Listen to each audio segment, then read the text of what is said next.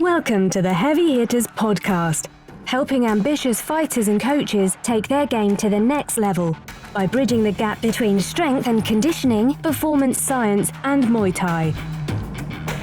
And here is your host, Heatrick. I'm often asked questions like, is 20 years old too late to start Muay Thai to become successful in it? So in this episode, I wanted to add a little flavour to the answers I've given to this in the past. I believe that measuring your potential impact in Muay Thai by the number of competitive years you have left in you isn't a good indicator. Personally, although I'd been training in sports all of my life and competed in American football for 5 years, I didn't begin training in kickboxing until I was 19 years old, and it took until I was 24 before Muay Thai became an option here in Suffolk in the UK. And even then, the Muay Thai scene here was for the martial art itself and not for fighting. And it took until I was 32 before I started fighting competitively, and I didn't have a coach. And that's a story for another time. But despite this, and studying for an engineering degree, and getting married, and my wife Deborah going through chemotherapy for a miscarriage due to a molar pregnancy, leaving my 18-year engineering career to open a full-time Muay Thai gym, and then going on to have 2 healthy kids, I've had a modest competitive Muay Thai career. I've represented England at the Amateur Muay Thai World Championships in Bangkok.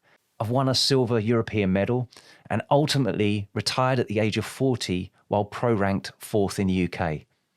And I only had to stop because I needed surgery on a broken elbow to remove some bone fragments and spurs. Quite honestly, if you balance your training to become robust enough to stay in the game, you can have a long career in Muay Thai. And if your approach to training is one of accelerated growth, you'll go further than those that started much earlier but just racked up hours. The number of years of training doesn't usually equate to the ultimate ability or accomplishment. How were those years spent? For example, how many Muay Thai sessions each week did you have during those years? This is obviously where training full-time in Thailand makes a big difference. You can accumulate many more hours of training there. But then there's a big one. How many of those sessions over the years made you significantly better? And how many were just spinning your wheels, being busy for the sake of the grind, rather than deliberately working on part of your game that makes you better? And are you practicing tactical awareness, developing your own unique fight style, and experimenting with solutions to various types of opponents? Are you designing Muay Thai practice drills to test and hone your tactical ability? And what level are your training partners and coaches at? Previous athletic ability counts too. Do you have a history of athletic training that will give you a head start in applying yourself to Muay Thai? Or are you starting from scratch in terms of mobility, movement, coordination, agility, strength, power, speed, endurance, or even mindset? Targeted strength and conditioning will accelerate these qualities, increasing your performance, your ability to recover from training, and your resistance to injury. So you not only take less time off of training, but you significantly extend your competitive career as well. And what about fight experience? Are you fighting against progressively more challenging opponents, or mismatching against easy opponents to protect a fight record that doesn't mean anything? Are you fighting at a frequency that moves you forward the most? This is typically more frequently as a novice, while the learning curve is steeper and the psychological acclimatization has the biggest impact, and less frequently with greater fight experience, to give you time to practice enough in training to change an aspect of your game, rather than going out there to repeat the same mistakes. There are a lot of aspects that can affect your rate of progress in Muay Thai, and there are many plates you can spin that complete your development as a fighter. And some plates are completely overlooked by many, which is your advantage. The mix of this that you uniquely bring determines your level of success. Don't compare yourself to any others, it's irrelevant. Speaking to Kevin Ross in the Science of Building Champions podcast, he felt he was too old when he started Muay Thai at 23 years old. But he's achieved an incredible amount in his career, and he continues to do so. The truth is, every long-term fighter goes through plateaus where progress stalls.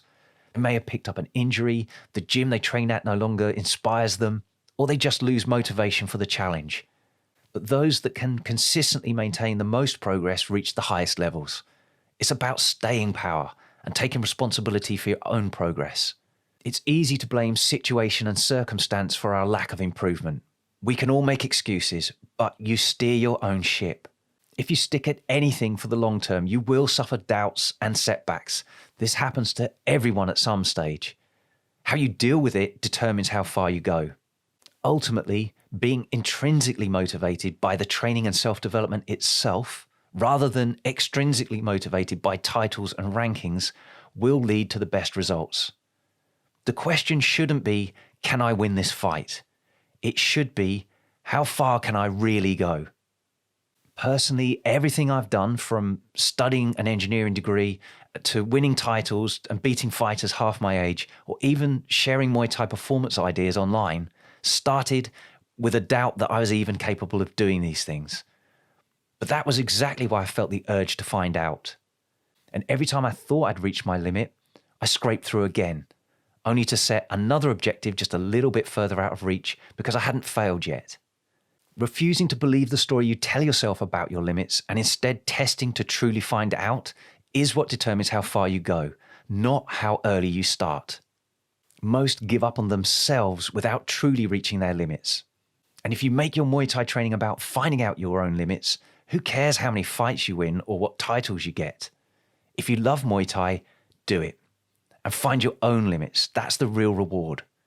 To fill in some blanks for you, I've put some links to extra resources with this episode. I'd love for you to dig into those and let me know how you get on. When I find myself thinking anything is too late, I consider that old proverb. The best time to plant a tree was 20 years ago. The second best time is now. And then I get my arse in gear.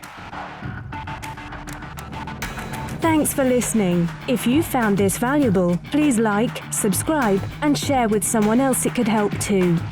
Please give the podcast a review or comment below. We'd love to hear from you. As always, you can visit Heatrick.com for more Muay Thai performance podcasts, videos, articles, and guides. Catch you next time.